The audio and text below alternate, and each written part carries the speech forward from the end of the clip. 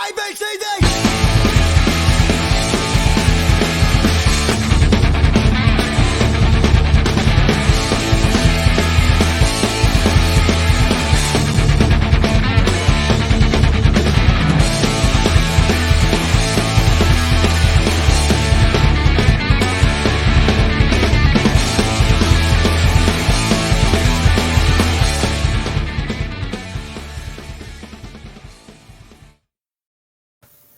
Hey there, ladies and gentlemen. Welcome back to another episode of Fantasy Warfare Tournament. Tonight we're doing grading. Eventually I will get through an intro without screwing up. But anyway, greatest wrestling managers and valets in this one. Alongside me, Chris Maloney, I've got Sean Bates of the Scumbags of Wrestling and fellow scumbag Stephen O'Neill. How you guys doing tonight? Doing well. It's Friday. So this will it's our third second official episode, with third episode in total. Probably the most entertaining one because of the fact you've got males and females in this one. Participants like Bobby the Brain Heenan, Mr. Fuji, JJ Dillon, James Cornette, as well as Virgil, which was kind of a surprise. Stephen shaking his head already. This is live to us, but will be exclusive to Patreon following the show tonight. Either it will be uploaded tonight or tomorrow. You will see it featured down on probably YouTube, Facebook, and stuff like that. But right now we are making this exclusive.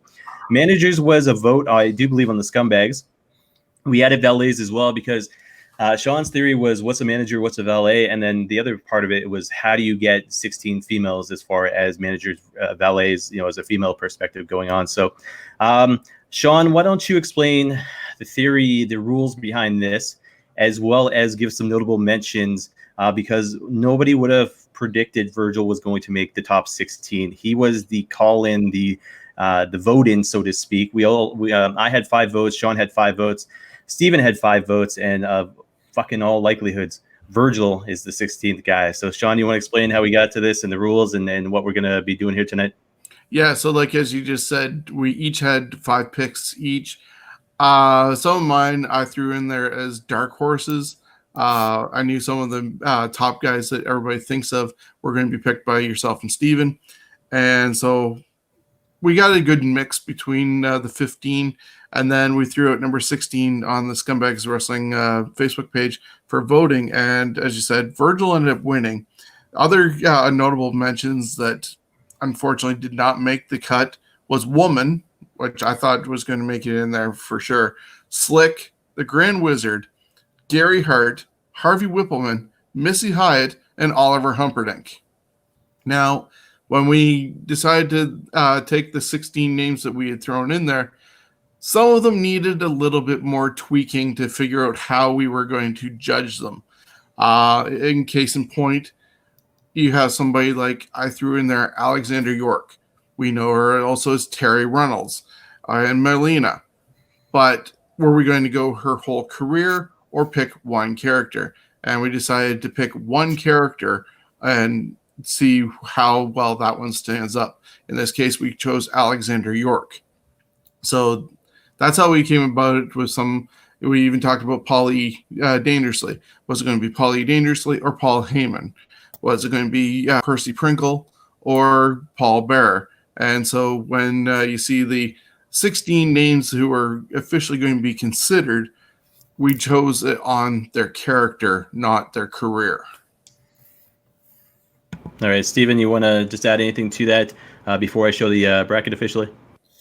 There are some interesting matchups. I know we all had different spots where we all struggled, so I'm really interested to see how we all judge who's going to move on, and I have a feeling this might be the first official heated episode. I just have this feeling. All right, so Stephen, tremendously correct about that because the fact is I had a hard time picking some of these. I'm just going to zoom in here just to give people a better idea. You guys see that okay? Yep. So, first round, Virgil taking on Captain Lou Albano. Paulie Dangerously taking on Teddy Long. Mr. Fuji taking on JJ Dillon. Paul Ellering taking on Jimmy Melted the South Heart. Miss Elizabeth taking on Sensational Sherry. This was all randomized, by the way, so nothing was set up by us. Interesting, Liz taking on Sherry first round. Sonny gets Paul Bearer. Alexander York gets Bobby the Brain Heenan. And then Jim Cornette down bottom there for Classy Freddie Blassie. So definitely going to be an interesting first round. Second round matchups have the potential to be great as well. So we'll have to wait and see where we go with this. But in saying that, Sean's up first with the very unlikely Virgil taking on Mr. Captain Louis Albano. Sean, your thoughts and who's advancing? Wow. Lucky me. I guess to start with this one in round number 1. Virgil is in there because of his affiliation, obviously, with the $1 Million Man, Ted DiBiase. We saw him as the best manservant ever to be at ringside. He protected the $1 Million Championship. He was brave enough to get into the bag that Damien was in and holding the title and retrieved it at WrestleMania 6. He even turned on Ted after being fed up with being treated like a slave, if we want for better terms. Named after, apparently, Virgil Runnels for some sort of backhanded slap to Dusty Rhodes, but he's taking on Captain Lou Albano. Virgil did not help Ted DiBiase win a single title. DiBiase only won a title after he teamed with Erwin R. Shyster as part of Money Inc. and teamed up with Jimmy Hart. So as far as Virgil's capability of doing anything worthwhile, except for paying a kid to bounce a basketball or whatever, he's out as far as I'm concerned. Captain Lou Albano, not only a great wrestler, but when he switched from wrestling to being a manager, he led multiple tag teams to multiple tag team titles. I think there's at least 13 tag titles possibly to his credit, including, I believe, the Bulldogs and the Wild Samoans. And just that alone, what he contributed at ringside for his teams, Captain Lou Albano moves on. All right, Steven, your vote? Well, I think this might be one of our only 3 O's on this one. But so first, Virgil, of course, he gets in. But I remember him with the $1 Million Man growing up as a kid. Just interesting. But I never got to really see Captain Lou manage in his heyday. I remember him with the Head Shrinkers in the mid-90s. Did they not bring him back in around the mid-90s? So I didn't really get him, but I went back and started watching old footage of Captain Lou. And like you said, the Bulldogs, the Wild Samoans. Did he not have... Did he not manage Brutus the Barber Beefcake and someone in a tag team? No, that was Luscious. Well, no, that was Jimmy Hart that managed. Well, no, Dream Team was Luscious Johnny Valiant. Okay. They all start to look the same, all the bearded old. On YouTube, there is not great footage, but Captain Lou's moving on. I mean, he's probably one of the biggest names. He crossed over. He was, if not the first who crossed over into TV. Well, as I was going to point out before Chris gets his say, Chris Jones had mentioned on our voting poll, because I accidentally put Captain Lou in there, not realizing that he was already picked, but he's one who helped start the Rock and Wrestling connection with Cyndi Lauper. He was Super Mario. Yeah. I remember he was on multiple TV shows, I think, too, as Captain Lou. Like, Captain Lou for the win. All right, so shout out to Heroes Comics. Heroes Comics. I restarted my collection of LJN figures, and Captain Lou was probably one of the first 5 I restarted collecting. The gimmick, the character, the real life character, who he was as an individual just outside of the ring was one thing, but we talk about the talent that he actually managed inside of the ring. You go way back to Andre the Giant. He's helped lead the careers of Hulk Hogan, Wendy Richter, the British Bulldogs, obviously, the Head Shrinkers I completely forgot about.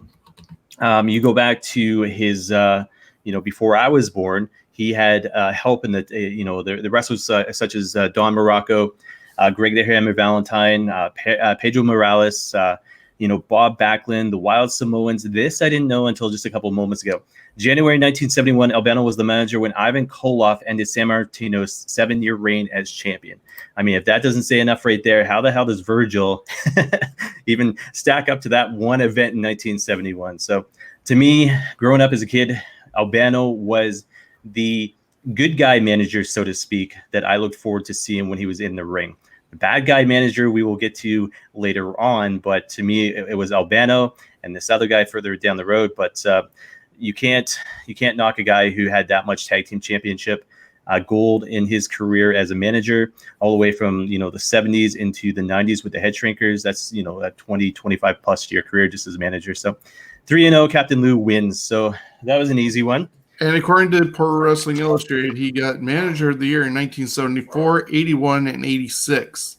So Virgil definitely did not do that. I don't think Virgil was even nominated for Manager of the Year. Anyways, you were up next, Steven. This was going to this is going to be a little bit tougher. Paulie Dangerously taking on Teddy Long. This was one of my late picks of who to win. So who's your pick and why? This one I struggled with back and forth last night after we got the draw. Because Teddy Long, you had Doom and the Skyscrapers. It was Sid and Dan Spivey, right? It was the Skyscrapers. And then the third one was a guy named Mark Calloway. Yeah. Oh yes. And then he managed Mean Mark Calloway, did he not? Right after that, I want to say as a singles for very short time before, I want to say. And then, well, he went to the WWE. And that ended that real quick. Now you got Paulie Dangerously, the Dangerous Alliance, for the win. He was the typical heel. He had one of the strongest stables at the time in the Dangerous Alliance. He also managed Steve Austin in WCW. He had Medusa, Rick Rude. He had some interesting characters. Paulie Dangerous with that cell phone. I mean, go back to the original Midnight Express. Also Mark Calloway. Yeah, Mark Calloway. I mean, Paulie Dangerously, by far for the win. All right, I guess I'm up next. So, Sean, I don't think your pick matters in this one. I go Paulie Dangerously for the win as well. Teddy Long, as much as I loved him with Doom, the fact is he didn't really stand out to me past that. I forgot all about the Mark Calloway stuff. When you think Paulie Dangerously, the Dangerous Alliance, that stupid cell phone, his feuds with Missy Hyatt back in the day, but his associations with Medusa and ravishing Rick Rude, who at that time the NWA was transitioning into WCW. So yeah, I think at one point was it Rick Rude feuding with the Great Muta for the strap or something like that. I mean, Paulie Dangerous was part of that. Stunning Steve Austin, obviously helping his career to move on to the Hollywood Blondes. What was it? Arn Anderson was part of that group as well as Larry Sabisco. And then obviously Medusa, which they were like kind of hand in hand as far as heel manager and heel woman went. But to me, managers, he's definitely one of my top 5. Paul Heyman character as well as up there, but Paulie Dangerously is always going to stand out because of the fact it was the guys that they had back then, and he made that heel faction look phenomenal. So I think he's going to be tough to beat in this tournament, but I got to go Paulie Dangerously as well. So Sean. Well, I'm definitely going Paulie in this one. I think he was one of my 5 that I threw in there. And, a lot of points that definitely have been covered. Love the Dangerous Alliance. They were part of War Games. But even before that, he was in the AWA. And then after the whole thing fell out with WCW, he went over to Eastern Championship Wrestling and created ECW. And next thing you know, you have him turn into Paul Heyman when he goes over to WWE. But if we're looking at just Paulie Dangerously, he traveled to all 3 organizations, led a lot of guys to different successes. And, he's an icon. And just like You guys mentioned with Jim Cornette's tennis racket, he had the cell phone, and Jimmy Hart had the megaphone. So, he has one of those iconic little weapons that, oops, did I get hit? Did you get hit with that? Sorry about that. But yeah, Paul Heyman, Paulie Dangerously, moving on. 3-0. He also had the mullet going on. And to think that he was a photographer at one point for Studio 54 down in New York. Studio 54, and then started selling photos to the wrestlers and PWI and stuff like that. And the mouthpiece he had a lawyer as a father. So he's definitely a talker. I guess I'm up next for first pick. This was tough. And it's basically WWF versus WCW NWA. So Mr. Fuji taking on JJ Dillon. When I think JJ Dillon, I think Four Horsemen. And it's hand in hand. It's going to go down 100 years from now. You're still going to think JJ Dillon, Four Horsemen. But did he honestly lead the careers of those guys, or was he just part of that group? And when I say that, Nature Boy Ric Flair, I don't think he necessarily needed JJ Dillon. He was just there. The Brain Busters, Arn Anderson, Tully Blanchard, same sort of thing. I think when it came to the secondary tier, so guys like Barry Windham, guys like Lex Luger, anybody who was part of that Four Horsemen stable, and JJ was part of, I think he helped guide their careers to the television titles, to the U.S. titles, stuff like that. But to me, he was never, I guess, a leader as far as the bigger guys in the group went. Steven's got a puzzled look on his face. We'll get to your turn. Fuji, on the other hand, to me, if you remember back to the second show, he was a huge mark for Demolition. And to me, anytime I think Demolition, I think Mr. Fuji. You think of guys like Yokozuna with Mr. Fuji. You think of guys like the Magnificent Morocco with Mr. Fuji. The Powers of Pain, and I know there's a long list of guys who I'm forgetting about, but Fuji, with that cane, with the salt, with his wrestling knowledge, with the career that he had as a wrestler himself, passed on that knowledge to anybody he was with. So to me, Fuji takes this one over JJ Dillon. That is the WWF mark in me coming out. But when I think of managers in the 80s, managers in the history of wrestling, Fuji's definitely up there, and based on the character, and he wasn't afraid to be a heel manager, and that's what I absolutely loved about him. So Fuji for the win for me. Sean, and this will be interesting because Steven was shaking his head, and I think I know which route he's going, but Sean, I'm interested to see what you have to say.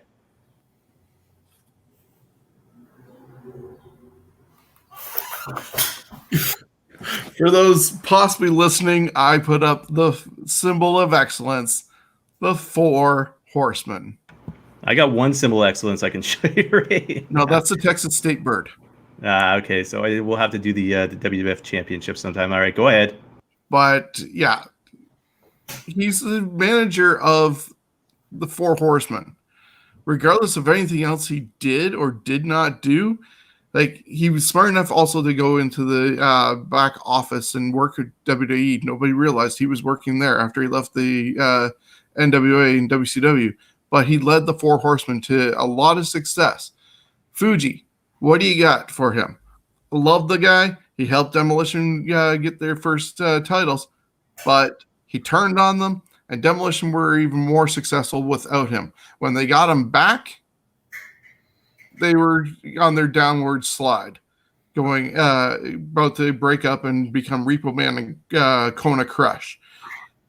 When he was with Yokozuna, he needed Jim Cornette by his side to do more of the stuff. Yes, he was still throwing the salt and doing the whole cane thing, but he was more a figure than a actual manager. The devious one was no longer devious to the extent of his success beforehand. Got to go with the leader of the Four Horsemen, and sending it over to Steven to break this tie. Yeah, I knew that was coming from Steve. I just wasn't sure where your route was coming from. I'll you get before Steven has a chance to lay it up. JJ Dillon. Be interested to say this. So we got Jonesy on the side here. He is our stats man for tonight. So I'm going to read you some stats just after Steven gives his vote. So Steven, I obviously JJ Dillon I know was one of your favorites. You love James E. Cornette as well, but why JJ over Mr. Fuji here? Really, Fuji? If it was Fuji, Demolition Fuji only, my vote would probably be different. But like Sean said, the later it goes, the less and less. He barely could make it to the ring by the time he was managing Yokozuna. He was a shell of himself, and JJ Dillon. Look, he led Tully Blanchard to gold. Arn Anderson, Barry Windham, Ric Flair. Did any of them need him talking? No, but the brains. 4 Horsemen. He is if you look back to the 80s and you say manager, JJ Dillon's going to be one of the first ones that pop in your head.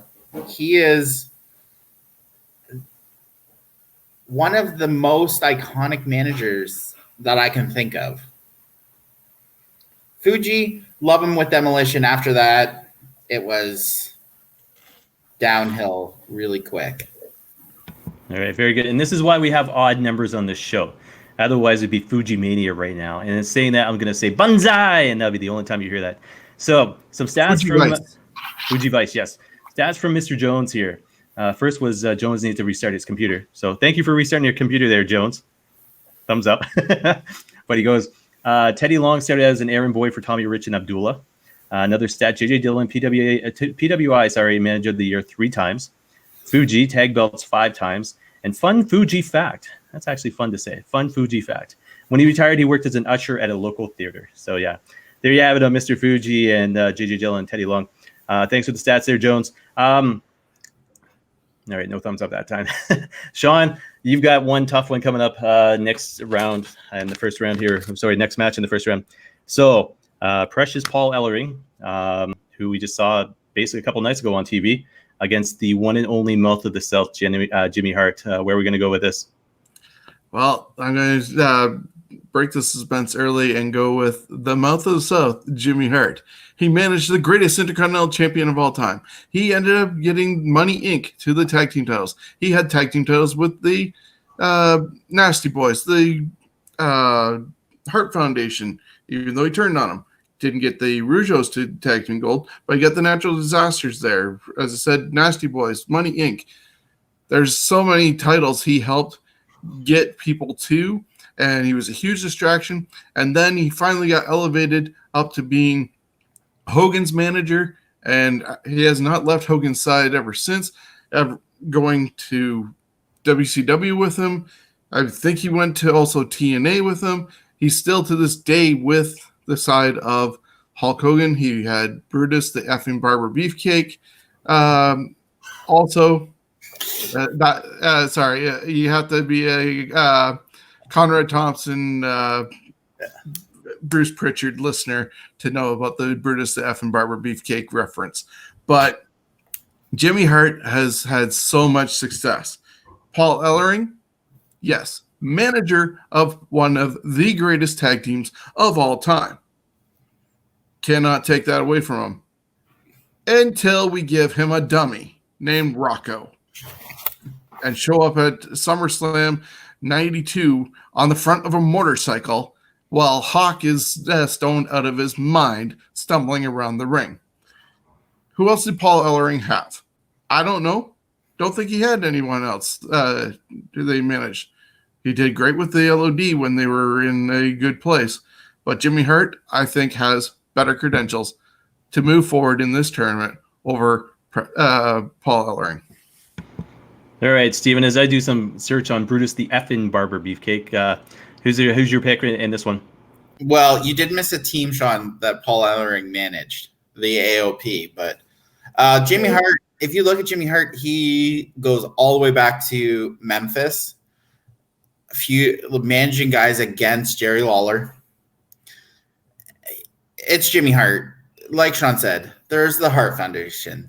There's the Natural Disasters. There's the Nasty Boys. Didn't he have Rhythm and Blues too? Rhythm and Blues, the Dungeon of Doom over in WCW. Yeah. Faces of Fear, who came out of the dungeon. It's Jimmy Hart. You can't not say Jimmy Hart's not probably in the top 5 managers of all time, just based on length of career. teams and individuals he's managed to championships. So I am certainly going with Jimmy Hart. All right, and before I get to my pick, a few more stats from Mr. Jones there. Dylan managed few wrestlers. Fuji managed ton in the Indies. Paul Fact in FACT capital letters was an accomplished power lifter.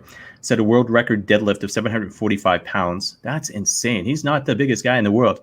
Colonel fun fact, and this is Colonel Jimmy Hart, by the way, given to him by the Honky Tonk Man, I believe. Yeah. Yeah, won a $50,000 battle royal at MSG in 1986, and Hart was PWI Manager of the Year in 87-94. So 94, I don't know, that would have been WCW, wouldn't it? Was he over there then, or was it? Yeah, so WCW. That's when they first went over to WCW with the ticker tape parade at Disney. Yeah, and then 87 was the highlights where the Hart Foundation and the, Dangerous Danny Davis and Honky Tonk Man, and the list goes on and on and on and on. And to me, again, 80s managers wise, I keep saying 80s because we have done 80s tag teams, but managers in general, Jimmy the Mouth of South Hart was one of those guys who could do everything he possibly could to distract the referee, distract anybody ringside, to make sure that whoever he was managing won or was retaining that championship. Sean had mentioned quite a few guys as far as champions go, but then you think of the names, the teams like the Fabulous Rougeau brothers, who to me, by the way, deserve to be tag team champions, but they were baby faces and then sided with him. He was one of those guys who's dangerous around the ring. He was one of those guys that wasn't afraid to get in the ring either. And take what was it? WrestleMania 3 was when he got the haircut. Adrian Adonis, another guy he would manage, in one of the biggest matches in WrestleMania history against Roddy Piper. So to me, hands down. 3 with the Snake. Oh yeah, Jake the Snake and Alice Cooper. Alice Cooper, yeah. So Jimmy Mouth of the South Hart definitely winning this one, 3-0. To me, it was hands down. Paul Ellering, AOP, the Road Warriors, Legion of Doom, but beyond that, he never really went outside of his circle. So pretty cool stat as far as the deadlift thing goes. But Jones has got some stats coming up next. So I'll read that as is. Steven, I think we're up to you. So 3-0 for Jimmy Hart. You have got next. Is this so Miss Liz against Sensational Sherry. This is it's a toss-up for me, but we'll see where you go with this. So I've crossed out my pick for each way since even we've been doing the start of this. This one is tough. I'm going Miss Elizabeth just because I'm a straight Macho Man, Mega Powers mark. No other reason, because it literally comes down to, I remember SummerSlam when Macho puts her on the shoulders, does the twirl. That is ingrained in my mind. And yes, I know I'll probably be outvoted on this one, but I'm going Elizabeth. I know she didn't have the length, but if you think back, the first female valet, she was I don't know. I went back and forth. Originally I picked Sherry, then I changed. I went back a whole bunch. I'm going Elizabeth. Mega Powers, Macho Man. I think that's maybe all she managed, but I'm going Elizabeth. So I'll tell you this, we agree. So yeah, so Liz for the win in this one. Reason for it, and it was a toss-up. I was a Miss Elizabeth mark. So to me, there was no more beautiful in the entire world than Miss Elizabeth. You want to talk about teenage crushes growing up? Yeah, that was me. But when you think about the legacy of her, so 1985 is when she made her debut in honorable fashion. I mean, Macho Man had all these managers lined up, and then sure enough, they're all waiting in the ring. I think Bobby Heenan was part of that as well.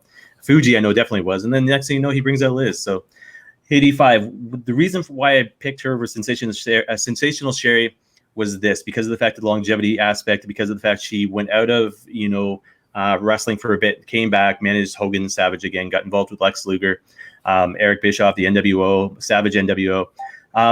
Sherry is great, but the fact is she wasn't straight manager. She would go from manager back to wrestler, at any given moment. So To me, her focus, her heart wasn't into 100% managing, where Liz was. I can't think of one time in her career she actually wrestled a match. Doesn't mean she didn't take a bump.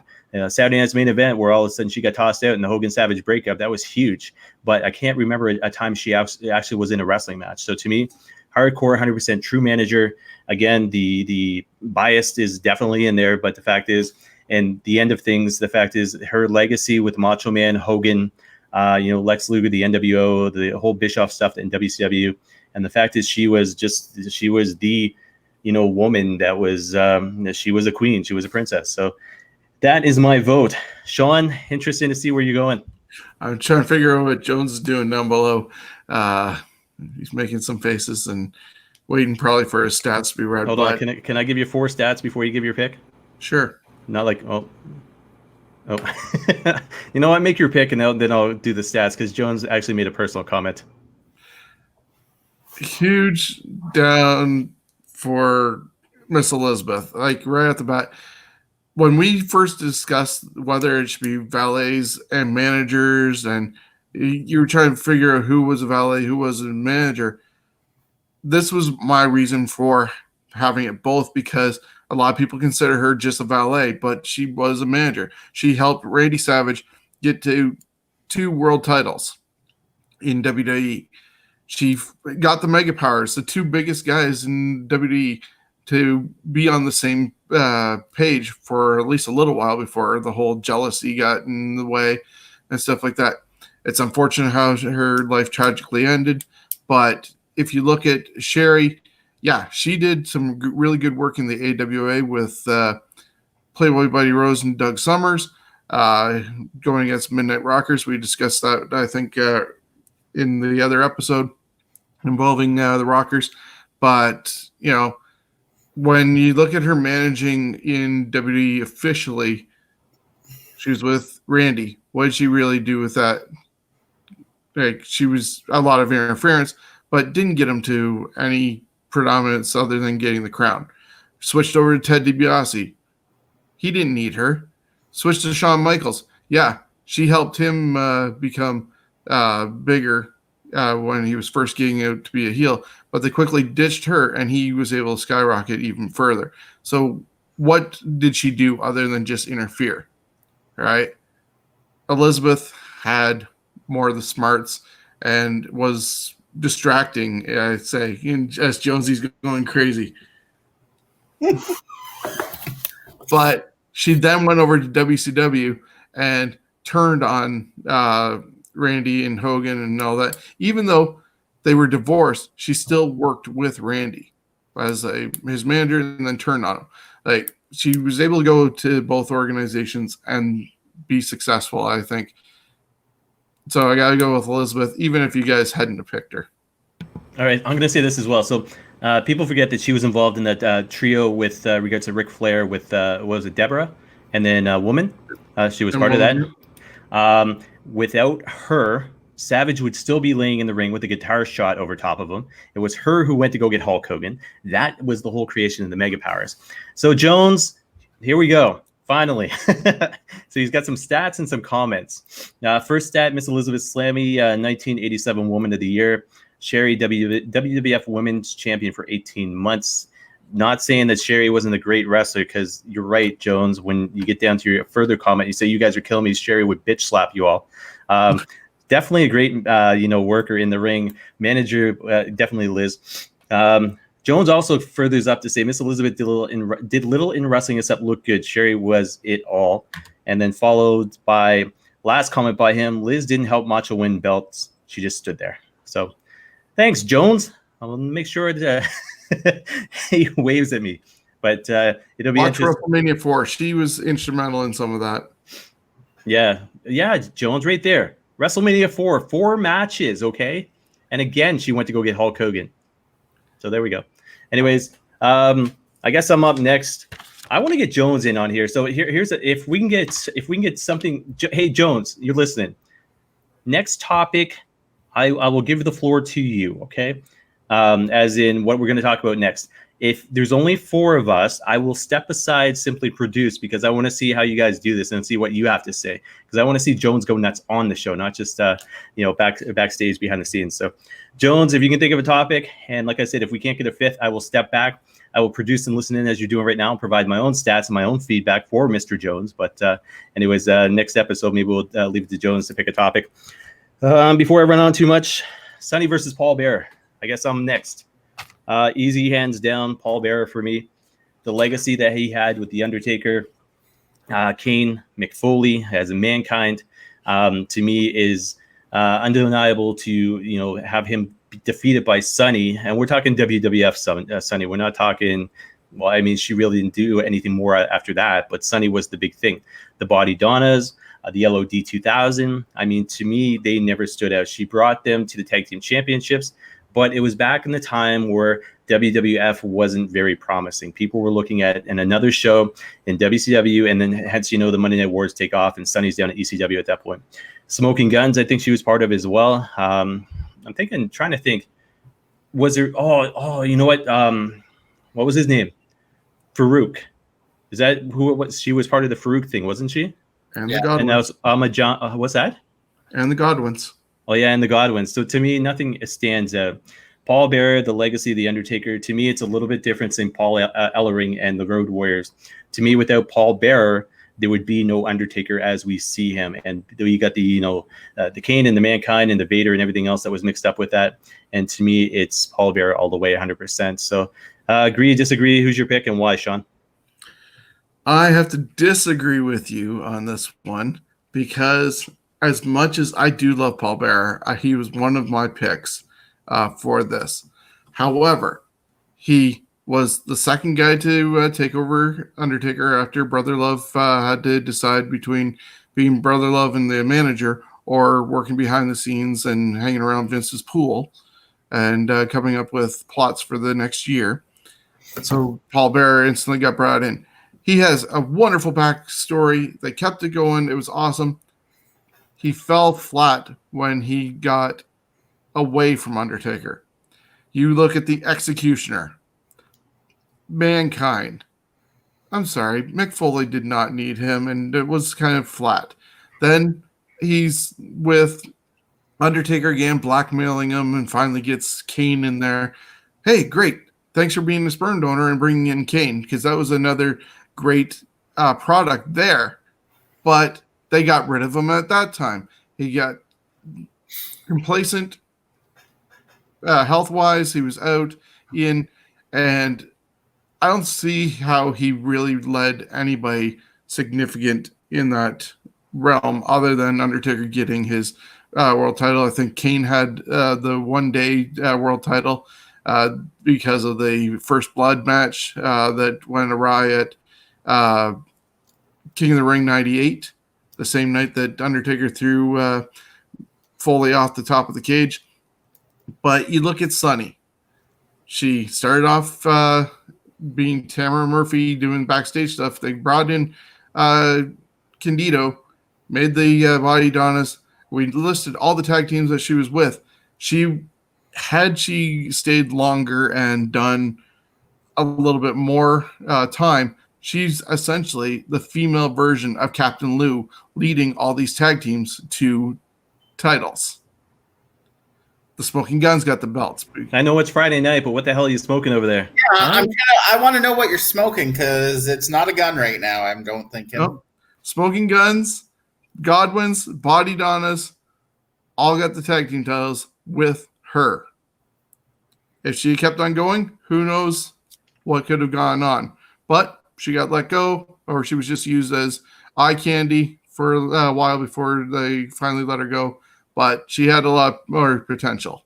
That's why you said the best 3 words to summarize Sunny, okay? And it was look at Sunny, okay? That was it. That was the gimmick. That was the character. It's like, hey, here I am. And then, anyways, we're going to agree to disagree on this one. Steven, tiebreaker. Okay, well, as a gay male, I still wanted to look at Sunny, but that's all she was there for. Did you just compare Sunny to Captain Lou Albano? Look at the tag teams. May not have been as better tag teams than what Albano had, but she was on a run. I'm so glad you on this show.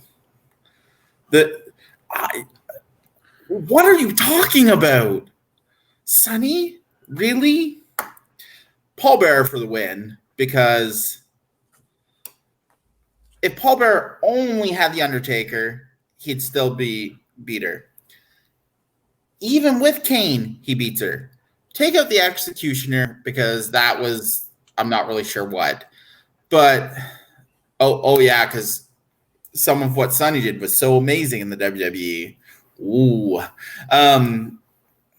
She was just there for eye candy, even when she got involved with the smoking guns, and didn't she break them up, and then she broke up the Godwins, and then there was Cloudy. Like, no, Paul Bearer, I don't necessarily like how they ended him, but Paul Bearer for the win. I'm not even going to justify some of whatever Sean's smoking.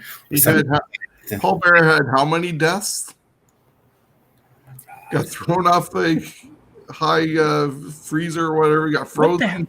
Hey, he got buried and put into cement. You remember that episode where we did yesterday? You called me a mark? Right back at you right now. Hey, Steven, I might have a part-time gig on TNT this coming Thursday night, even though it is Sean's birthday. Fucking Captain Lou Albano. Are you fucking kidding me? Is there something in the... What are you drinking? Maybe that's what we're missing in this, because clearly he's drinking some Sunny juice. Everybody was drinking Sunny juice back in the day, but didn't mean she was a great manager. Jones with some more facts. Sunny, first WWF Diva, 3 times WWE Hall of Fame. Tag team champs, Slammies ×2. Paul Bearer, PWI Manager of the Year 1998. Bearer, fun fact, he was in the U.S. Air Force for 4 years. That is hard to believe. And then he goes on to some stats about the next matchup, which is up to Sean. I'm curious at what you're going to do with this one, saying that fucking Sunny's manager of the fucking, worldwide universe decade 24/7 995, whatever that truth. Keep drinking your Kool-Aid over there.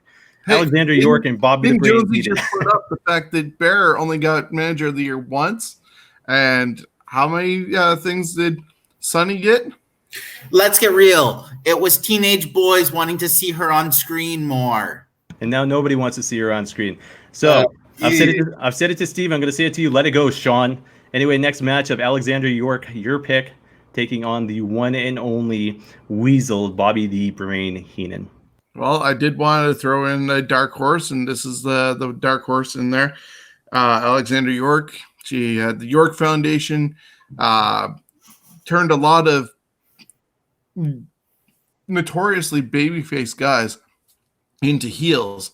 Whether they were successful or not, that's up to debate, because you had Thomas Rich, Tailor-Made Man, Michael Wall Street, or whatever he was, Michael Rotundo, I think he went at that time, Richard Morton. So if you look at that, she did turn a lot of guys. She was innovative in the sense of 1991, how many people were doing computer wrestling and stats and stuff like that right at ringside. So it's definitely a unique look. As Marilena, well, she was with Goldust. But we're looking at Alexander York. Unfortunately, because of the way it rolled out in the randomizer, she's going against Bobby the Brain Heenan. Now, we've said so many times, so-and-so is in the top 5, top this, top that. Heenan is at least top 3, I would say. Steven's giving you a puzzled look, so. I can't believe top 3. I haven't been top 2, but okay.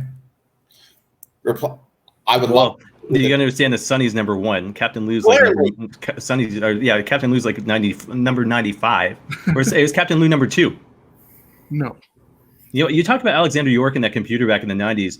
I was doing the Sunny thing in the mid 90s on the computer, but had nothing to do with wrestling matches taking place. Yeah, you probably had some Kleenex too. But that was crying over your future picks on who the fucking greatest manager is. Anyways, Sean made his pick. I am picking Bobby the Brain Heenan. Thank you. Advance. He had a lot more significance with the guys he managed, including Rick Rude to the Intercontinental title. Andre challenging Hogan and main eventing WrestleMania 3, and everything else that was there, including the Brainbusters, the Colossal Connection. Heenan definitely is the manager moving forward in this one. All right, Steven, I think we're going to go 3-0 on this one, but who's your pick? I'm going Heenan. I have him as my 1A, 1B with someone else as probably the top 2 greatest managers of all time. I mean, you have the Heenan family. Before that, you had Bockwinkel and Stevens. Before that, you had Bruiser Brody. Like, he was always there was always someone. Heenan, by far, he could do it all. He could take the bump. He endured the Warrior. Well, that's true. Like, that's, I mean, yeah, but definitely Heenan. Like, if Alexander York maybe gets drawn against Virgil, Captain Lou, there's a few others that she might have had a chance, but you drew Bobby the Brain Heenan. All right. So, fun facts from Jones before I get to my pick. Alexander York, Slammy Award winner for Best Couple, WWF Hardcore Champ. Fun fact, and this is obviously her different personas, but fun fact, worked for CNN and dated New Jack. Man, I can't see the two of them together. She survived New Jack. Bobby Heenan, first manager in history to simultaneously manage both singles and tag champs, as well as PWI Manager of the Year 4 times from 1972 all the way through 1991 was the last time he had won it. What can you say about Bobby Heenan? Sean, I agree with you. I have to realistically think about it, but top 3 for sure, probably top 2. I'd have to go through my own personal list there, but you think WWF in the 80s and Bobby Heenan, the Heenan family, King Kong Bundy, Big John Studd, the whole big lead up to WrestleMania 2 with Bundy and Heenan, WrestleMania 3 with Andre, obviously, the WrestleMania 4 tournament, his eventual feud with Andre the Giant, the Paul Orndorff scandal, the Saturday Night's Main Event cage match that took place, the Ultimate Warrior feuds, the stuff in the AWA, the stuff in WCW, just his commentating abilities, his, what was the show back in the 80s he used to do with McMahon? Was it TNT? TNT? Yeah, it was too. And then all of a sudden, his career as alongside Gorilla Monsoon. I used to love those skits, you know what I mean? And to me as a manager, he was great, but anything you saw that had to do with him just speaking enlightened him as an individual, as a talker, as a career. I've never been pissed off at a manager so much more than, say, WrestleMania 5. And the reason being, I was at the London Gardens watching on closed circuit WrestleMania 5, and that's when they had the big screen, and all of a sudden you sit in the stands where the London Knights used to play. And he fucked over the Warrior. He grabbed his leg, and Ravishing Rick Rude ends up winning the title. And I was so super pissed. And all of a sudden, SummerSlam, I think, was 90 or 89. No, I guess it would have been 90, where he fought Ravishing Rick Rude in the cage. I was like, here we go. It's going to happen again. So anyway, anytime Bobby Heenan was on the opposite side of the ring, it was like he could make or break that match. So Bobby Heenan for the win in this, 3-0. And I guess I finished that. So is Steven, as he's pointing at himself. I've got one. So I've got one comment from Jones after this, but seems fitting that the last first round match Steven gets first pick on, because it is his. I'll call him a mark for this guy, James E. Cornette, Jim Cornette, taking on the one and only classy Freddie Blassie, and this was a toss-up for me. So Steven, let's see where you go with it. Well, this would be my 1A with Bobby Heenan. It's definitely Jim Cornette, Midnight Express, Heavenly Bodies. Do not roll your fucking eyes. I'm talking Smoky Mountain, not the stupid WWF stuff. You've got him managing Yokozuna, because he was the mouthpiece for Yokozuna, because Lord knows Fuji couldn't do it. He led the NWA, not that I'm a great fan of it, but the NWA invasion into WWE, which had the Rock and Roll, the new Blackjacks, Jeff Jarrett, if you look at all his career from the time he started to being a photographer to now, he's going to do one more match in 2025, manage one more time, so he gets a shit ton of years. I don't even know how many years. Like, look all the way back to he did in Memphis, and it's Jim Cornette. The length, the quality of guys he had, it's insane. Yeah, it's funny that you mentioned length, because it's going to take me probably a good minute just to list all of these names coming up for you. Nikolai Volkov, Blackjack Mulligan, High Chief Peter Maivia, grandfather of the Rock. The Crippler Ray Stevens, Adrian Adonis, Jesse Ventura, Dick Murdoch, the Iron Sheik, Swede Hansen, Killer Khan, George the Animal Steel, Professor Tanaka, Mr. Fuji, Kamala, Hercules Hernandez, Hulk Hogan, and even Muhammad Ali in a boxer versus wrestler match in 1976 against Antonio Inoki. He was there when the Iron Sheik won the WWF Championship from Bob Backlund. He was part of WrestleMania 1, managing Sheik and Volkov to the Tag Team Championships against, what was it, the U.S. Express? Is that right? Yeah. Yeah, so anyways, to me, it's a hands down. Not to say I'm not going to give due to James E. Cornette, but I was never a fan of his work. I appreciated him as a manager and what he did, but to me, there was always this kind of annoyance to him, probably the same way I'm fucking annoying you right now. But classy Freddie Blassie for the win in this one for me. He is legitimate. He was... you didn't see a lot of him in the 80s. You know, his health was catching up to him. But the fact is, when you look at the list of guys he managed and the role he played, especially another guy with a cane, to me, he was more important than James E. Cornette. So 1-1, Sean gets the tiebreaker in the first round. What does that look about? He was more important than James E. That's why we're doing this opinion thing. Sean stated that Sonny was Captain Lou. So are you having the Sonny Kool-Aid now? Lord knows. Anyways, Blassie for the win for me. Sean, tiebreaker, first round's over with in this one. Who's your pick and who's moving on? Goddamn, double cheeseburger, double mayo, double ketchup. He doesn't get it. Jim Cornette for the win. 16 Diet Cokes a day, from what I heard. Probably. Now it's right 0. Come on, the guy is a walking encyclopedia of wrestling. He's been in the business forever, it seems.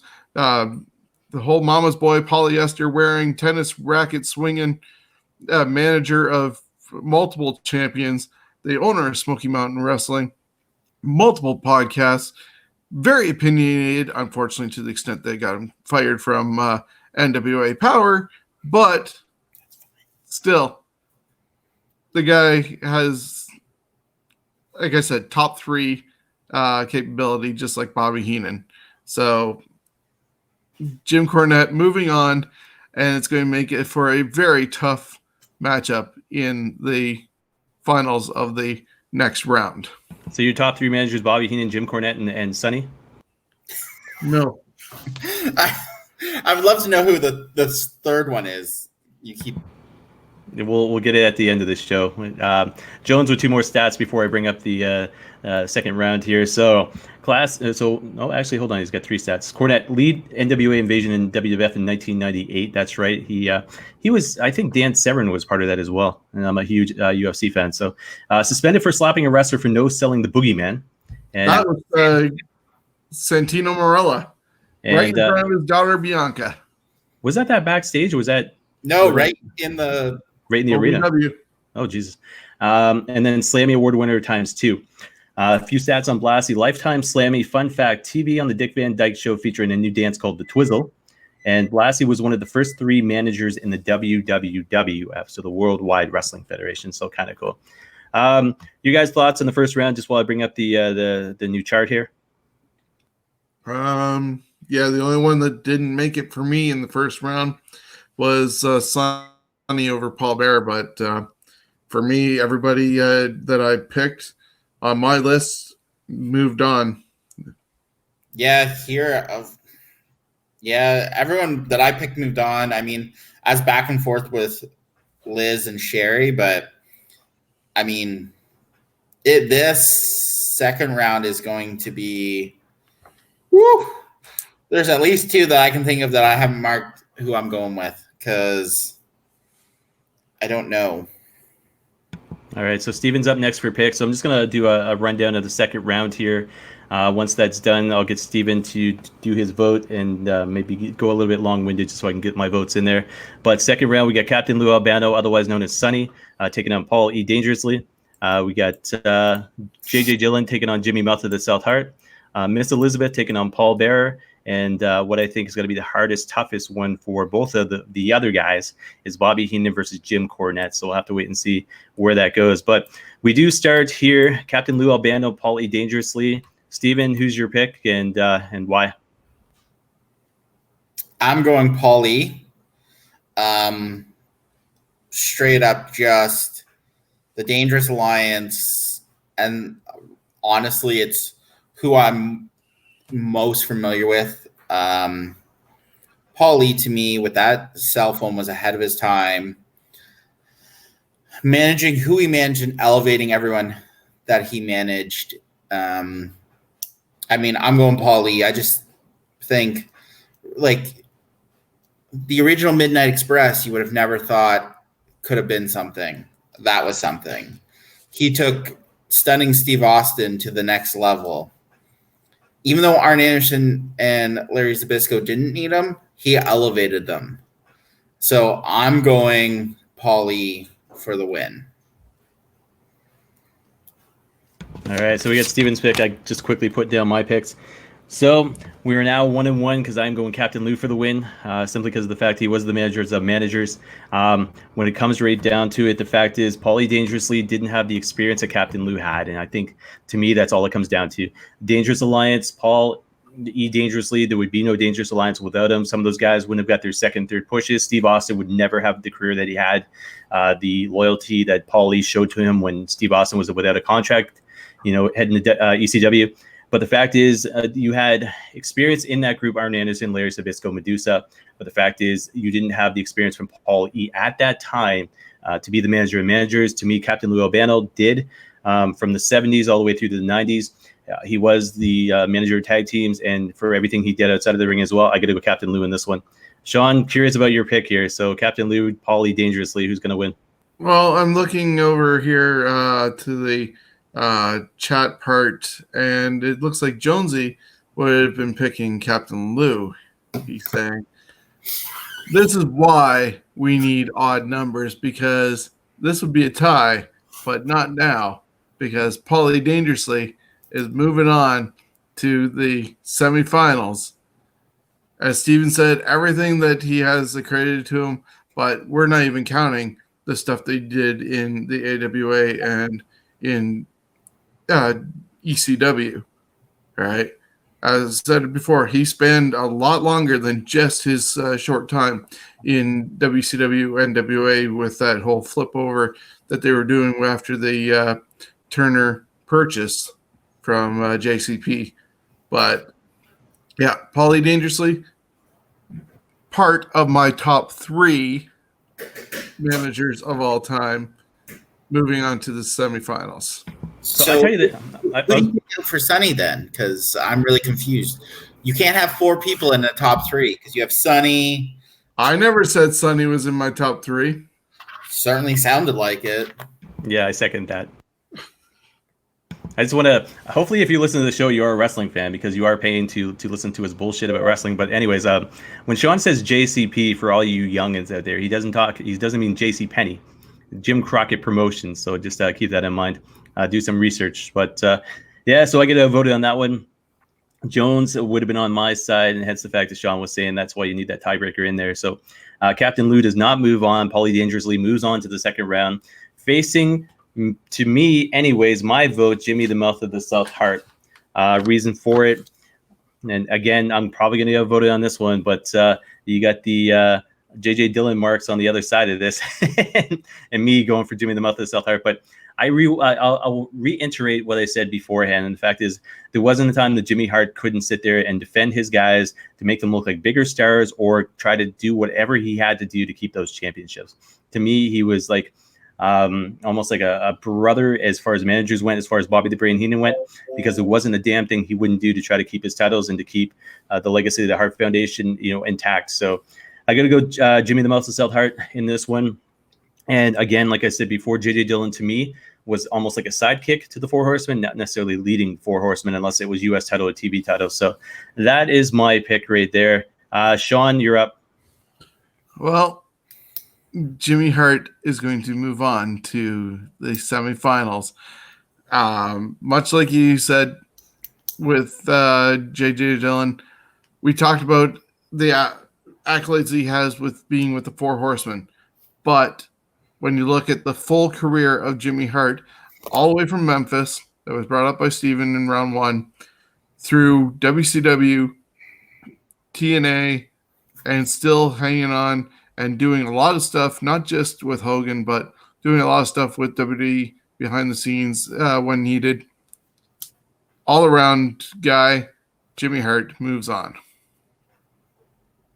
So 3-0 or 2-1, Steven? 3-0. It comes down to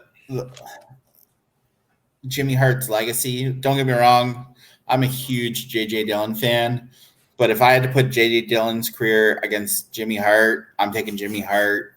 The length, the guys that Hart managed, it's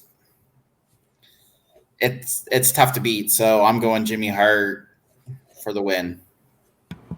Yeah, it's funny when I think Jimmy Hart, I always think of his WWF days, and I'm talking prior to him being with Hulk Hogan, but then you think of all the stuff he established after Hulk Hogan and WCW and the whole, what was the name of the group Kevin Sullivan was part of? Dungeon of Doom. Yeah, Dungeon of Doom, yeah. So we even that. We try to avoid that. That's. But we had the Yeti. Other than the Faces of Fear, let's not like. Woo. We had the fucking Yeti. Don't forget the old bald guy, Sullivan. All right, Sean, you're up next. Curious to see where this one's gonna go. So we got the one and only Paul Bearer taking on Miss Liz.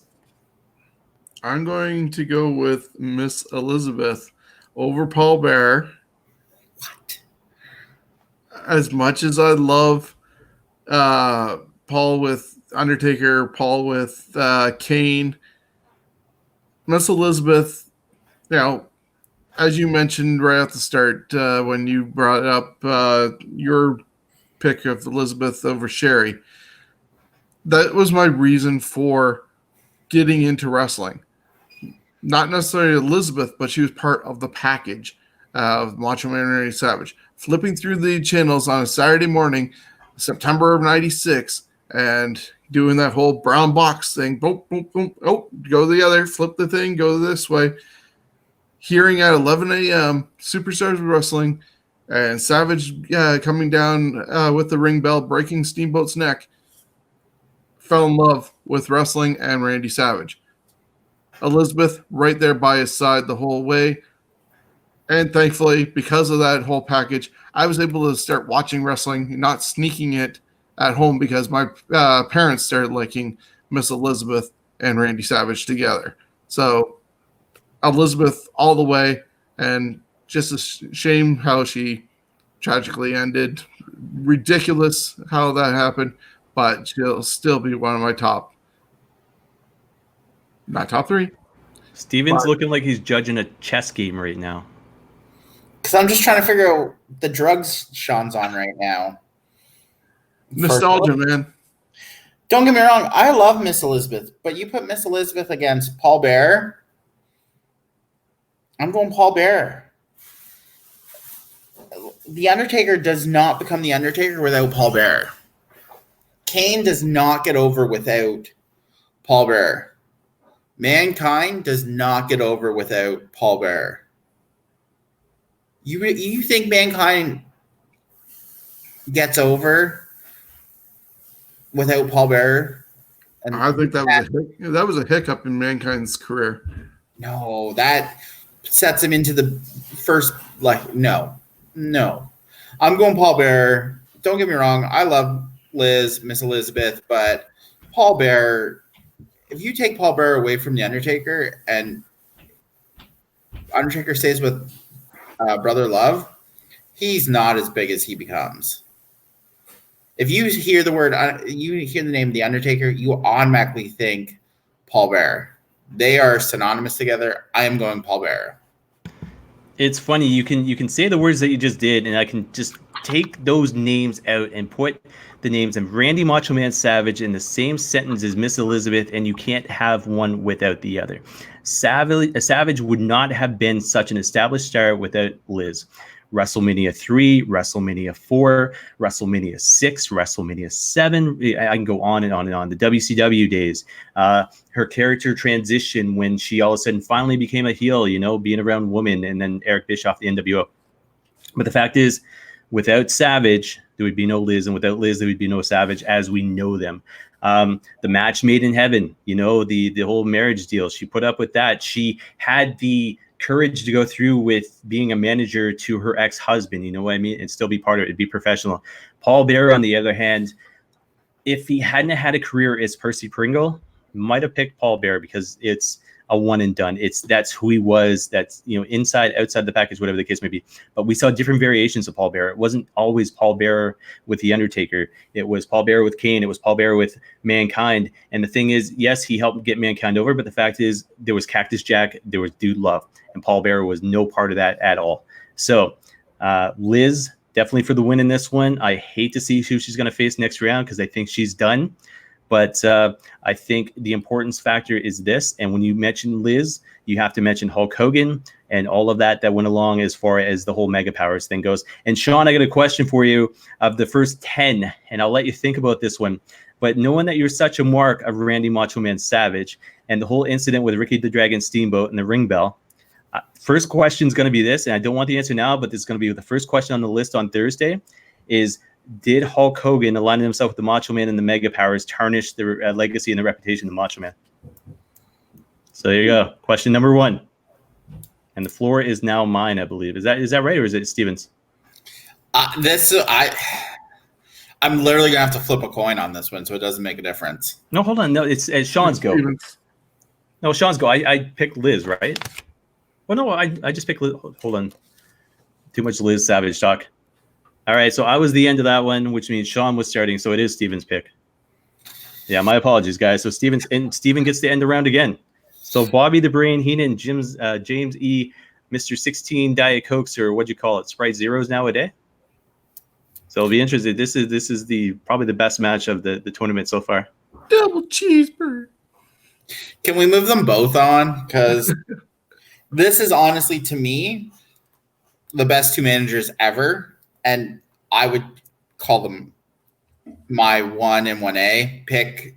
Who's 1 and who's 1A? I'm going to mark out here because I have a feeling I'm going to lose this anyways. But I'm going Cornette.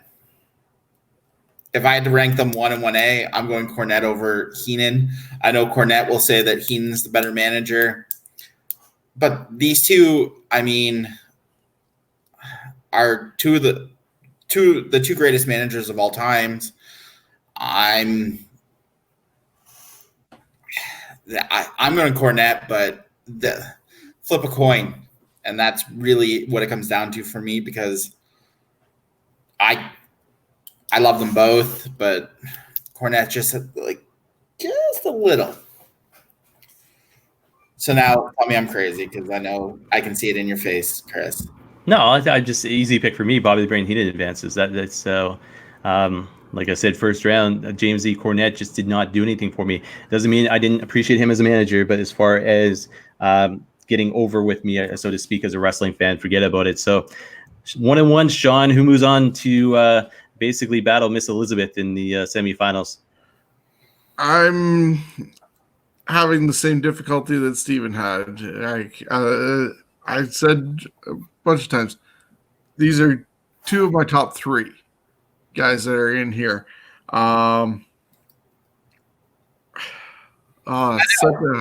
It's such a hard pick. I know it's your like if these two face anyone else, they're my pick. You put them against each other, and I'm like, God damn it! Like flip a coin, literally. Yeah. This one and the JJ Dillon, Jimmy Hart were the 2 that I had no idea who to pick. But I mean, to me, Cornette is just that. Just weighing it out, though, I think Heenan ended up managing higher caliber talent and bigger names than Jim Cornette. Jim Cornette had some great talent overall, longevity for sure. But if you think about it, Cornette was more of the tag team specialist manager, and that's why honestly he did the most with the least. I think he took the Midnight Express and Bobby Eaton, Dennis Condrey, and then Bobby Eaton, Stan Lane, and made them stars. Without Cornette being the mouthpiece, him on the second rope doing the entrance with the tennis racket and the fucking riots he would cause down south. God. But I mean, he survived going off that scaffolding and everything. But I gotta go with Bobby the Brain Heenan. It's almost so like we talked about on our tag team one. Depends on where you grew up watching first, and in this case, I watched WWE first or WWF first. So of course, Heenan would be above Cornette, just like we said Demolition above the Road Warriors. If you watch the NWA first, you're going to probably have the reversal of fortunes and thought. But I'm going Heenan to advance to the semifinals. That would be, though, if this bracket breaks out differently, that could be the finals. I would assume that would have probably been damn close to the finals. That probably is the best matchup that we had. Well, it's a lot better than Sonny versus Virgil, that's for sure. Oh, Jesus. Can you imagine Sonny versus Virgil? It would have been, can we eliminate both of them? Well, look at this. Look at last time we did this, Doom had made it all the way to the finals. That was a shocker. But it's just how the bracket broke out, though, right? So getting into Jones's comments, who his picks would have been. So Captain Lou for him, Jimmy Mouth of the South Heart for him as well. He said JJ Dillon managed too few people. And he goes Bobby the Brain Heenan because of the fact 4-time PWI Manager of the Year versus Cornette, 3-time Manager of the Year for PWI. So guys, looks like probably an easy decision. Maybe not in both of these matchups coming up, but definitely seemingly in one of them. Not to say that, Miss Liz wasn't a great manager, but the fact is who she's up against is absolutely damn near impossible to defeat. I think I know where this might go, but it'll be interesting to see who the finals takes place. I feel like we should start with the bottom bracket. No, we're going in order. We are going in order. That's the easy one, though. So, semifinals, Paul E. Dangerously taking on Jimmy Mouth of the South Heart. And as Steven just put it, yes, it is the easy one. Miss Elizabeth taking on Bobby the Brain Heenan. So it's, it's interesting that Liz made it as far as she did. But again, it just comes down to the bracket and who we've got NWA fans, WCW fans on the show, WWF hardcores on the show, Sunny fans on the show. So it's all the big mix of where wrestling loyalty lies. I mean, Sean and I are the same age, so we'll be 44 in a matter of a couple of weeks of each other. Steven, how old are you again?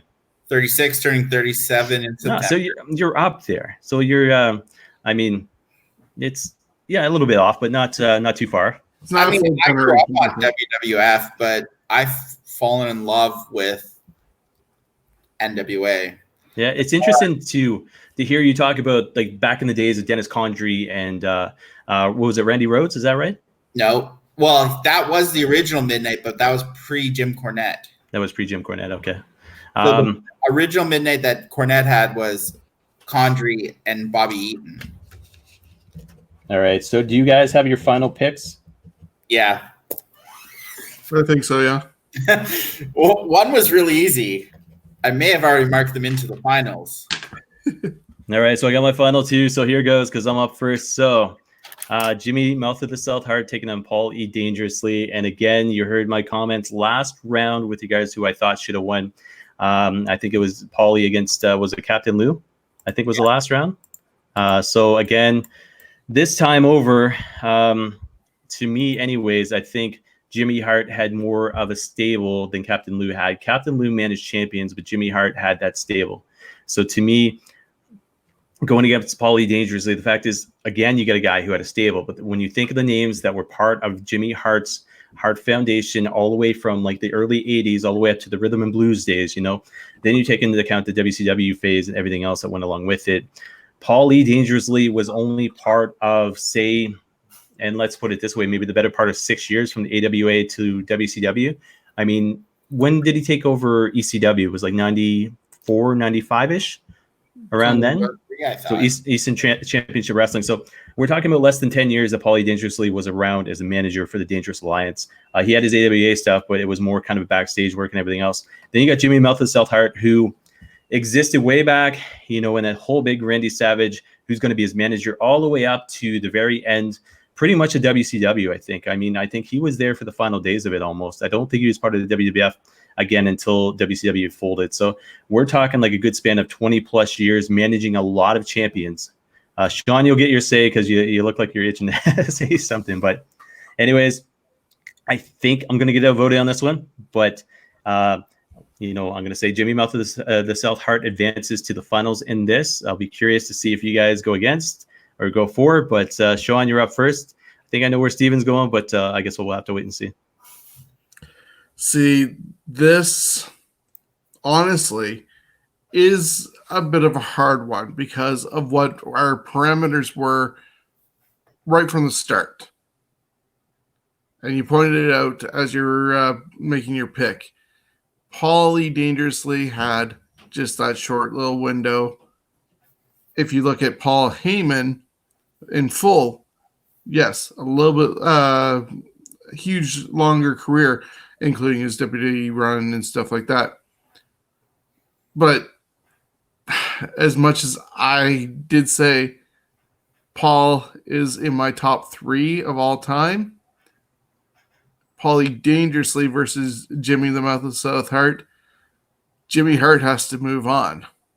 Going with the parameters, as I said, that we've set out from the beginning of the character and timing, Hart moves on. All right, you're up, Steven. 3-0 or 2-1? Well, here's who I picked. This is who he's managed: Hulk Hogan, Bret Hart, Jim the Anvil Neidhart, Greg Hammer Valentine, Jerry the King Lawler, the $1 Million Man Ted DiBiase, the Mountie, Erwin R. Shyster, Typhoon, Earthquake, Dino Bravo, the Nasty Boys, the Giant, the Honky Tonk Man, and was once AWA Southern Heavyweight Champion. Mouth of the South, Jimmy Hart. Strictly Jimmy Hart versus Paul E. Dangerous. Just like Sean said, it's the distinction of who we are. So I can definitely agree with both of you guys with what you both said. So Jimmy Mouth of the South Hart going on to the finals and probably a dream manager matchup coming up. But Sean, you take it first. Miss Liz or Bobby the Brain Heenan?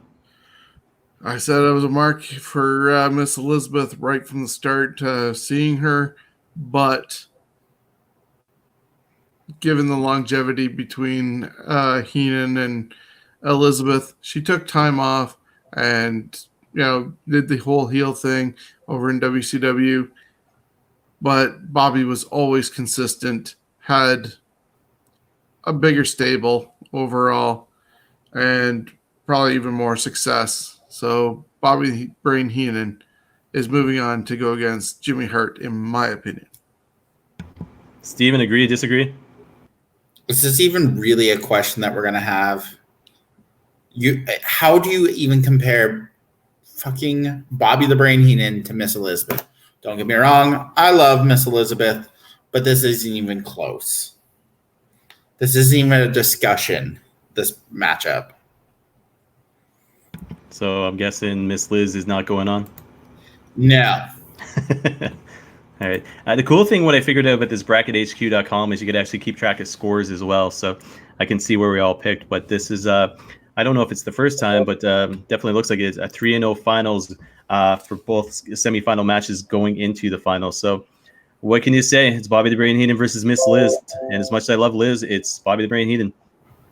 I can mention 10 guys that he named were world champions, championship material, tag team champions, intercontinental champions. I mean, you forget about guys like Mr. Perfect and the Brooklyn Brawler, you know what I mean? And it's just those type of guys that, were not really going anywhere that end up becoming established characters in the 80s and early 90s. So Bobby the Brain Heenan, Jimmy Mouth of the South Hart in the finals. I think I might have asked it last week. I'm going to ask it this week while I'll bring up the tournament bracket here. If you had to choose anybody else to be in this finals against either one of these guys, who would you pick and why? Cornette versus Heenan would be, to me, the ultimate finals. Yeah, for sure. I would agree with you on that one. If Jimmy was against anybody else, maybe a Paul Bearer would make for an interesting matchup. Even just what we did with Paulie Dangerously and Jimmy Hart. But, yeah. I think even Jimmy Hart, Jimmy Cornette, because of the history all the way back to Memphis, could be something. Long history between them, yeah. So I would actually change it up. In another world, I'd be curious to see your guys' opinions on Paul Heyman taking on Bobby the Brain Heenan. It doesn't change. Heyman's only ever managed what? Lesnar, Cesaro, Michael McGillicuddy, Curtis Axel. Curtis Axel, Big Show, Heidenreich. Oh yeah, because this is helping his case at this point. The deeper we get in this, the less it helps his case. But it's the longevity factor. How long Heyman's actually been doing this? I mean, we're talking 2002. He showed up with Brock Lesnar, and in 2020, bear with the COVID, he's still showing up with Brock Lesnar. So I think it'd be interesting. But as it stands, Jimmy Mouth of the South Hart taking on Bobby the Brain Heenan. It's definitely going to be interesting. I think, Sean, you were first pick in the semifinals, the second match there. So, Steven, it is up to you as far as who wins the finals, why, and possibly a how one guy gets over the other guy. Let's say a legitimate match. How does Bobby the Brain Heenan outsmart Jimmy Mouth of the South Hart, or vice versa? Well, it's funny, actually. These two, which is hilarious, these two managers both could actually work. Not great, but they could both work. But I would go Heenan. He would figure out some way to distract the ref, screw Hart with he would throw the brass knucks or somehow to distract the ref and pull out the next pair of brass knucks and hit him. But I mean, don't get me wrong, Jimmy Hart has had a hell of a career from Memphis all the way through. But Bobby the Brain Heenan, you can't compete with who he's managed and what he's done. I mean, he's, like I said earlier, he's my 1A pick between him and Jim Cornette. It's a coin flip for them too. And I mean, Heenan he is one of the gold star managers. I don't think of anyone that he's managed really that you're like really put off by. So I'm going Heenan. Bobby Heenan for the win? Yes. All right. A quote from the winner in this is, I asked Stu Hart earlier, I said, Stu, you got to be proud of your boys. And he said, I have boys. And it was his commentary that went along with his magician aspects around the ring that helped guide him to success inside, outside of the ring. But when it came down to the list of guys that he managed, championship material, and even though Andre wasn't an official champ, he was still that magic moment at WrestleMania 3. WWE just threw on, I think, what was it, Fox Sports this past week, Hogan and Andre. And there was so much to it. It was the way they had the lighting and the way they had the cameras set up and the ring and the ramps and Hogan and Andre and the whole, hey, Andre the Giant's never been beaten in like 15 years. Now, storyline and all this sort of stuff. But the fact is, to me, Bobby the Brain Heenan, as the manager of managers, is the guy. There's nobody more important than him. And to me, it's like when I think of magical wrestling moments, when back in my childhood, It was guys like him that were, WrestleMania 5 when Warrior got beat, or Andre the Giant WrestleMania 6, or Andre the Giant WrestleMania 3, or Bundy at WrestleMania 2. And, he could never seemingly beat Hogan, but he never stopped trying, So inside, outside the ring, he was a character. And again, the list of guys that he managed, you mentioned about Jimmy Hart and who he managed, Bobby the Brain Heenan. You could do so, put them in a fantasy warfare against Hart Foundation and Bobby the Brain Heenan's Heenan family. I think it'd be something to see. Sean, are you going to hit Heenan or Hart? Either way, you're outnumbered, but I'm curious to see where you would have went with this. Yeah, well, I was just thinking, okay, what did they do and who main evented what? And it's just like, okay, yeah, Bobby Heenan took Andre the Giant to WrestleMania 3 at the Pontiac Silverdome in Detroit for the main event, and came up in a lost cause in that one, but it was an amazing match. But then you look over at Jimmy Mouth of the South Hart, a main event that he was part of.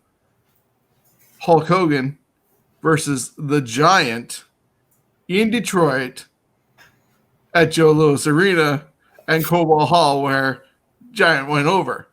So Hogan, he definitely went over. And he also then won the championship from Hogan on his first night.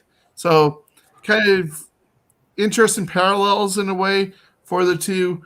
Long careers, but Hogan versus Andre the Giant is a bigger attraction and accolade for Bobby Heenan than the Giant versus Hogan for Jimmy Hart. And Bobby the Brain Heenan, bigger in the manager lineup, 3-0, your winner, Bobby the Brain Heenan. I was just looking up. I forgot Heenan managed Ric Flair in WWF. Brought in the real world champion. Yeah, there's so many people that I didn't even think of it. Royal Rumble 92. Yeah. We're not the type of people that say we told you so, but we told you so. So yeah, it's when you put it the way you did, Sean, it's when you think of the legacies, comparable for sure.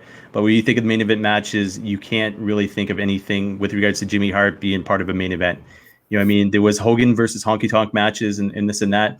I think that was a Saturday Night's main event one where all of a sudden the Mega Powers ended up forming. It was Hogan versus Honky, but again, it's few and far between. But Bobby Heenan, you could probably go on and on and on listing. And this, we're just talking WWF stuff right now, but you're talking AWA and WCW and the whole Ric Flair tenure that I completely forgot about. And it's like, holy crap, amazing. Hey, Jones, we're finished officially. Stats man.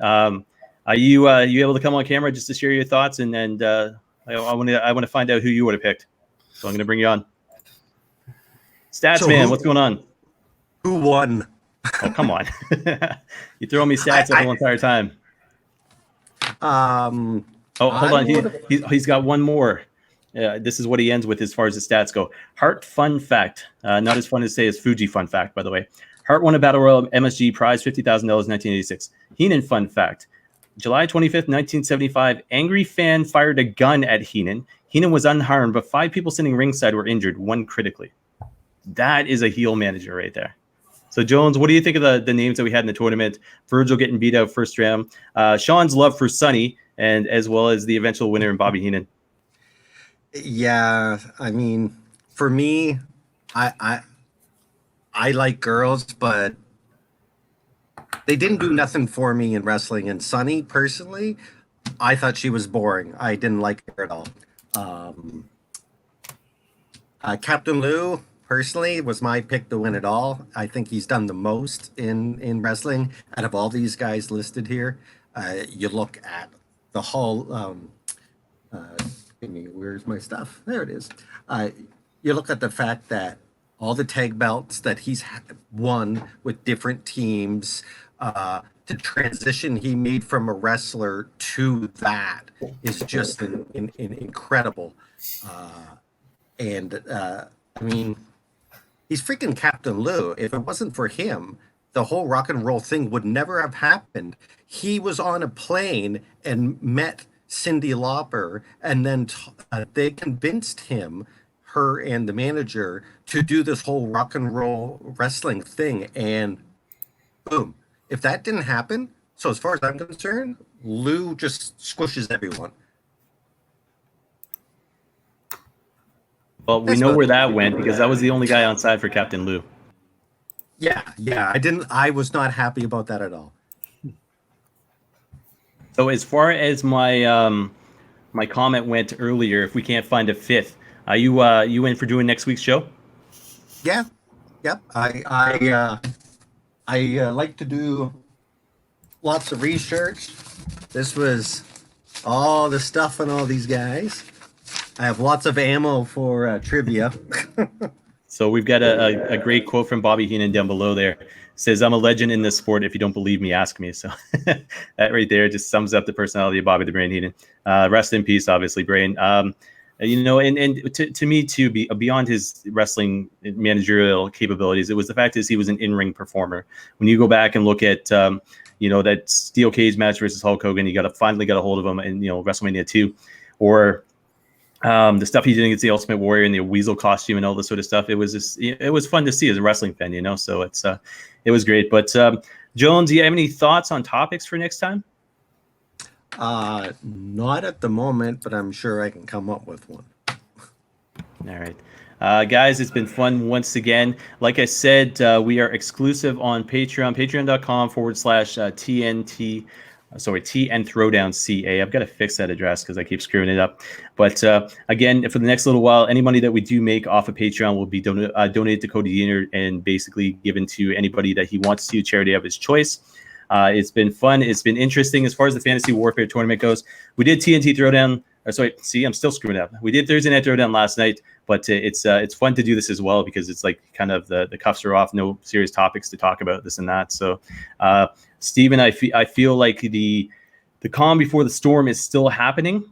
I feel like it's one of those things that we're going to get into a huge debate. I was lit on the Sami Zayn thing yesterday, but I think it's just a matter of time before it's a here we go.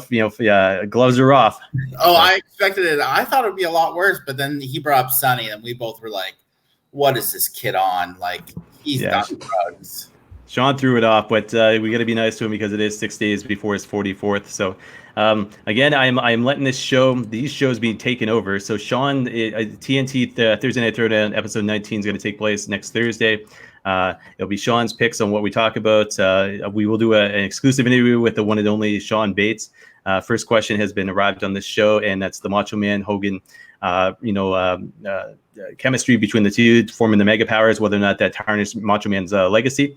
And then we'll come up with 9 more questions, maybe get some fan questions from the scumbags as well, just to see.